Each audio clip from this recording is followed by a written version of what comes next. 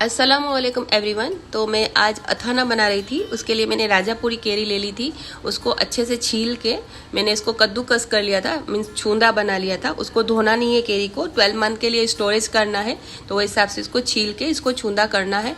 और इसमें सारी चीज़ें फ्रेश ही पड़ेगी। जैसे 12 मंथ के लिए आप बना रहे हो तो केरी तो राजापुरी अभी सीजन है तो वो आएगी। अथाना है, अचार है, सब बनाते हैं वो हिसाब से। लेकिन हल्दी भी 12 मंथ के लिए आप स्टोरेज जो करते हो वो फ्रेश ही लेनी है। और सॉल्ट टेस्ट के अकॉर्डिंग, मतलब मैंने इसमें 1 कप सॉल्ट डाला था और 1.5 कप मैं इसमें हल्दी डालूंगी।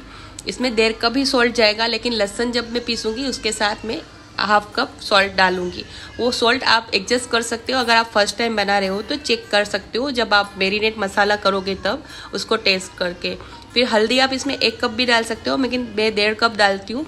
इससे जायका अच्छा आता है, कलर इसका सुनहरा अच्छा लगता है, वो हिसाब से मैं 1.5 कप डालती हूँ। और मेरा मेजरमेंट ऐसे ही, जैसे मैं ये शूट कर रही हूँ आपको बता रही हूँ, वो हिसाब से मैं मेजरमेंट से बता रही हूँ। वैसे तो मैं ऐसे ही अंदाजे से मैं बनाती हूँ। और आज से कम 20-22 साल से मैं एवरी ईयर बना रही हूँ माशाल्लाह से। और मेरा अथाना ऐसे ही रहता है। पहले मैं बाहर रखती थी कांच के जार में, ढक्कन ढक के, तो थोड़ा मैं ज़्यादा सुखाती थी। लेकिन आजकल मैं फ्रीज में रखती हूँ क्योंकि बच्चे सॉफ्ट अथाना खाना पसंद करते हैं। अब मैं दिखा रही हूँ कि हाथ कितने क्लीन है, क्योंकि जैसे आप हल्दी और नमक डाल के आप मिक्स करते हो तो पूरे हाथ पीले पीले हो जाते हैं और 2-3 दिन तक पीले ही रहते हैं, कितना भी आप साबुन से घिस के धो लो। इतनी हल्दी का तेज अरोमा होता है। तो फिर मैं ग्लव्स पहन के ही मसाला भी मिक्स करूंगी। और हल्दी लगाई थी तब भी मैंने ग्लव्स पहन लिया था।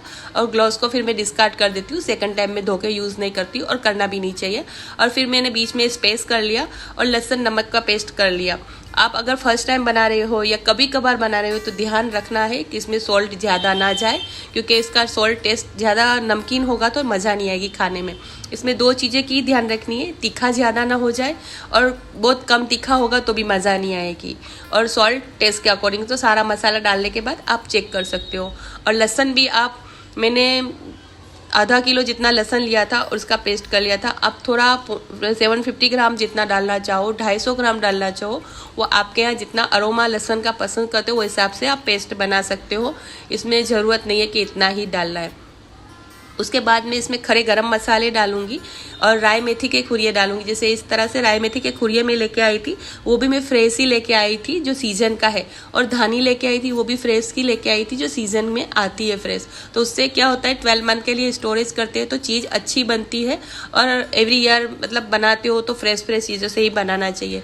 तो मैंने 500 ग्राम राई का खुरिया, 500 ग्राम मेथी का खुरिया और 1 मुट्ठी भर के मैंने लौंग डाला था। लौंग आप थोड़ा ज़्यादा डालना चाहो तो डाल सकते हो, लेकिन मेरे हिसाब से इतना इनफ है, क्योंकि अगर आप ज़्यादा डालोगे तो फिर एसिडिटी की शिकायत रहती है और जलन होती है। वो हिसाब से बराबर है। और 1 कप से थोड़ा ज़्यादा मैंने धानी ली थी, उसको मैंने दरदरा कूट लिया था मशीन से ही और वो डाल दिया था। और 1/2 कप मैंने ब्लैक पेपर डाला था, इसमें जीरा नहीं जाता है।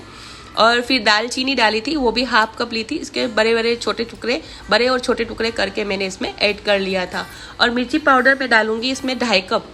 मेरे यहाँ मिर्ची रेशम पट्टा खाया जाता है, वो मीडियम स्पाइसी होती है। अगर आप देसी वाली जो तिखी स्पाइसी मिर्ची पाउडर डालते हो तो आपके टेस्ट के अकॉर्डिंग आप एडजस्ट कर सकते हो, वो हिसाब से डाल सकते हो। वो अपना टेस्ट है जैसा घर में खाया जाता है।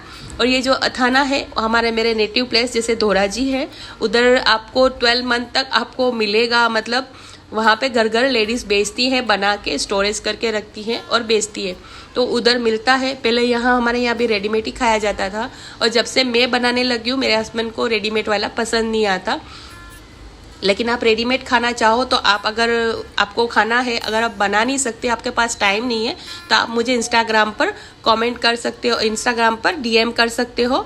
तो मैं आपको सूरत का मैं एक फ़ोन नंबर दूंगी जो बहुत अच्छा अथाना बनाती है, मेरे जान पहचान में ही है। और 100 kg से ऊपर उनका अथाना निकल जाता है, इतना ढेर सारा वो बेचती है। जैसे मुरब्बा है, अथाना है, केरी की चटनी है, सारी चीज़ें वो फ्रेश बनाती है और वो बेचती है। एवरी वीक इसका स्टॉक खाली हो जाता है। अगर आप चाहो तो मैं आपको डीएम करोगे तो मैं आपको फ़ोन नंबर ज़रूर से दूंगी। और अगर आप बनाना चाहो तो इस रेसिपी से आप बना भी सकते हो। और फिर मैं सारा मिक्स करने के बाद उसको मैं 12 आवर्स, जैसे मैंने वो हल्दी नमक लगा के रखा था तो मैंने रात को रखा था और सुबह में मैंने फिर इसको खोला, तो इससे क्या होता है पूरा अंदर से जज्ब कर लेता है। अभी सुबह में मैंने खोल के सारे मसाले डाले और मसाले डालने के बाद मैं अच्छे से मिक्स कर लूँगी और मिक्स करने के बाद उसको वापस से मैं ढक्कन ढक के रख दूँगी। इससे क्या होगा कि इसका जितना भी अरोमा है गरम मसाले का वो सारा जज्ब कर लेगा। और उसके बाद अगर आप 4 घंटे के बाद खोलना चाहो 4 घंटे के बाद, लेकिन जितना आप ज़्यादा ढक के रखो, मतलब ओवरनाइट नहीं रखना है, दिन में ही रखना है और उसको 8-10 घंटा आप रख दो। उसके बाद जैसे ही ढक्कन खोलोगे ना तो उसमें से इतना तेज़ अरोमा निकलेगा कि आपके पूरे घर में इतनी खुशबू अच्छी फैल जाएगी, जिसका नाक बंद होगा ना उसका भी खुल जाएगा, इतना अच्छा इसका खुशबू निकलती है। और स्टील की बड़ी सी परात थाला जैसे जो भी ये बनाता है उसके घर में रहता ही है। और जब भी बनाओ तो स्टील के बर्तन में ही बनाना चाहिए, क्योंकि इसकी खटास निकलती है ना तो बॉडी के लिए अच्छा नहीं है, हार्मफुल नहीं होता। तो इस हिसाब से स्टील में ही बनाना चाहिए। और स्टील की थाल में इस तरह से मैं फैला दूंगी और चम्मच की हेल्प से मैं पंखे के नीचे रख दूंगी और चम्मच की हेल्प से मैं ऊपर नीचे करती रहूँगी। और 24 आवर्स हो जाएंगे ना, उसके बाद आपको पहले हाथ लगा के देखना है। अगर गीला है तो चम्मच की हेल्प से ऊपर नीचे करना है, अगर गीला नहीं है तो ये जो गांठ गांठ जैसी बन जाती है उसको हाथ से छुड़ा के फिर पंखे के नीचे रख सकते हो। मेरे को 3-3.5 दिन जितने लगे थे उसको ड्राई होने में। तो पहले तो गीला गीला होता है तो पंखे के नीचे रख देना है।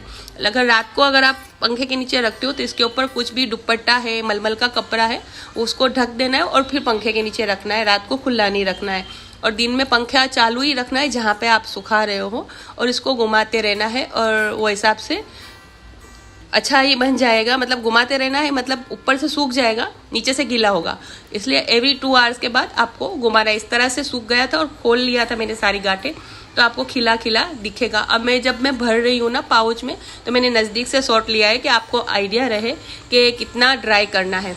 और इससे भी ज़्यादा ड्राई कर रहे हो तो आप बाहर रख सकते हो। वैसे मेरे तो यही कहना है कि फ्रीज में रखना चाहिए, तो कलर एज इट इज़ रहता है और अच्छा रहता है।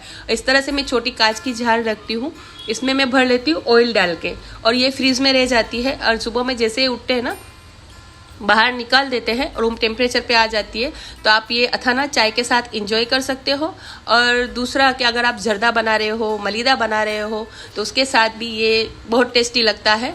आप एक बार बना के मेरी रेसिपी ज़रूर से ट्राई कीजिएगा। और अगर आपको रेसिपी अच्छी लगी तो मुझे फीडबैक ज़रूर से दीजिएगा। मुझे अपनी दुआ में याद रखिएगा। मिलूंगी मैं अगले वीडियो में, तब तक के लिए अल्लाह हाफिज़।